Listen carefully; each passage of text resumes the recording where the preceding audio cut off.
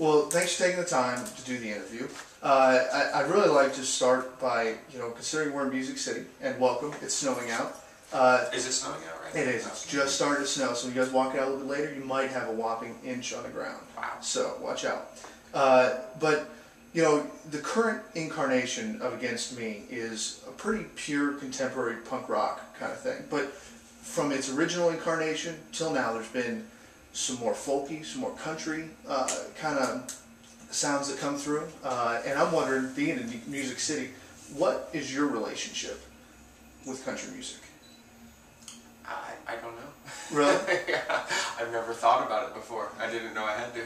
Well, you certainly don't have to, but I mean, have you felt that come through? Was there ever an intentional, in all the years that you've been writing music, was there ever an intentional thing where you said, this is a sound that I really want to either mimic or harken back towards or anything like that? Well, I'm a music fan, and I don't limit my listening to any particular one type of music, and I like Waylon Jennings just as much as I like The Clash, and I like Johnny Cash just as much as I like Billy Bragg, So I think inevitably, just all the influences from everything I listen to just kind of works its way into it. Yeah.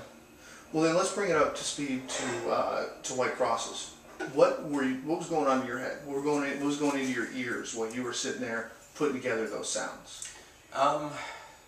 You mean what was I listening to Yeah, specifically? exactly. Yeah. I was listening to a lot of stuff. I'm trying to think back specifically. I remember at the time I was listening to a lot of Tom Petty, Full Moon Fever, which was actually, that was the first CD I ever got, and just kind of rediscovered it. Although it's always a solid album to return to, But was listening to shit.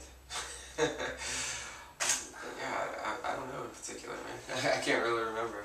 Is there anything when you're actually listening to it that you hear in it, like maybe that you didn't consider when you were first creating it? Well, there's definitely, listening to a lot of the songs on White Crosses, there's influences that come through, or there's moments that happen where you're like, oh, that kind of sounds like such and such band, and you didn't intend it to. Yeah. For instance, like the song Spanish Moss, there's the guitar riff intro or whatever that definitely has a kind of cult type feel to it, I haven't listened to the Cult in years, but it definitely kind of feels that way. There's a couple moments that ended up having a kind of Ramones definite influence in there. Some moments that trying to think. There's definitely a little bit of David Bowie that worked itself into the album. It's kind of a wide array, but nothing that was really intentional. Yeah. Well, let's talk about the first single off the album, Teenage Anarchist, and it's a very nostalgic song, and I felt it when I listened to it. I can remember, wanting to set the world on fire, and it makes me think back to those times. But I wonder at this point, where you guys probably have the largest reach that you've had in the history of Against Me. Your music goes in more years now than it probably ever has. Do you feel some kind of obligation or just want to really kind of infuse that kind of stuff, even though maybe you're looking back saying that's how I was, not necessarily now, but knowing that might be some effect you could have on your listeners? Well, I definitely recognize that when we're out on tour and everything like that, and I look out into the audience, I see people that it's like, I'll look at a kid, a 15-year-old kid, and I'll think, wow, that's me going to a punk show, 15 years ago. And I definitely recognize that, it's possible for my band to have influence on somebody the way other bands have had influence on me, and that's kind of part of the fun of it, But, when writing songs, it's not necessarily stuff like that you're thinking about. You're just kind of following your muse and writing about and just putting down on paper what's coming out of your head, Yeah. So when you see the aftermath of something like New Wave and how, you can speculate all you want as you put it together what effect it's going to have on your audiences. But when you look back at it in retrospect and you're creating your next album, what kind of effect does that have on you? I don't know. Okay. These are really deep, heady questions, and when it comes down to it, like making music, it's never that thought out. It's it's just fun. Gotcha. Well, and that's what I want to get to is what exactly makes your wheels turn inside and how that relates to your audiences. Well, music makes my wheels turn. This is what I've always wanted wanted to do, and it's always been my passion since I was 8 years old. That's when I first started playing guitar. You know, I mean, it's always been what I wanted to do with my life, and that's why I get up in the morning, apart from my family. Yeah. You know? Yeah. On this tour, I mean, how's the response been, especially to the White Crosses album? It's been great. Yeah. I mean, I think this is the 5th show on the tour this far, but I mean, the shows have been awesome. Yeah. What about, I mean, has it been more of the Teenage Anarchist, or, I mean, were there some deeper cuts that you were pretty surprised that people were really digging? I don't know. I mean, we always play a really varied set list each night. You know, it's not like we stick to the same thing, and always try and, you know, put a couple songs off of every single record.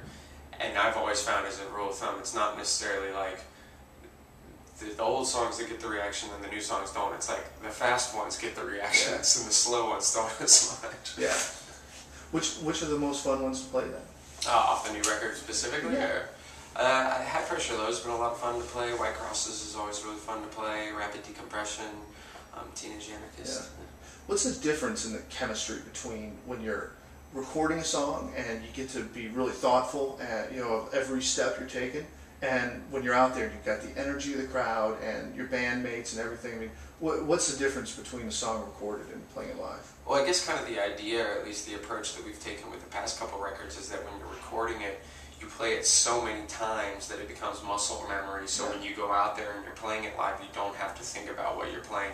Everyone's locked in because everyone knows their part, because you've spent 3 months sitting in a studio playing the song over and over and over and over and over again. You know, it used to be more so where when we'd spend less time in the studio, that you would spend like as much time out on the road as you could playing the song, so that by the time you got to the studio, you'd go in there and you'd know exactly what you were going to play and capture that. And it's kind of flip-flopped, vice versa now.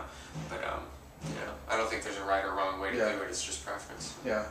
Well, looking back at, you know, the beginnings of Against Me and every step in between, I was kind of curious, what role do you guys play in the other aspects of forwarding the band?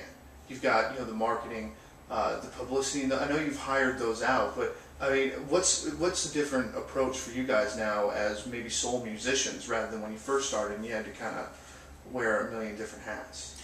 Well, I don't think there is really a difference. Okay. I still have to wear a million different hats. You know, I'm a control freak. Yeah. There's nothing that I don't, you know, not keep an eye on. Well, now you got a larger family to take care of too when you get home. So I mean, maybe you dropped a couple hats and picked up a couple along the way. I don't think I've dropped any. I'm just picked up more. Are you better at balancing them all then? I think so. Yeah. I mean, as you get older, you just kind of learn to weed out the bullshit. Yeah. And prioritize what's really important. Yeah. And it stayed fun through that entire time. Yeah. Yeah. That's awesome, man. That's really exciting. So you're kicking off 2011 with a bang. This is an awesome tour. I'm excited to see Cheap Girls and Fences. It's going to be a blast tonight. How's it going to go up the rest of the way from 2011? We really have pretty much the rest of the year looking like it's already booked. You know, just kind of going on tour for a couple months, taking a couple weeks off, going back out on the road. After this tour, we go out with the Dropkick Murphys.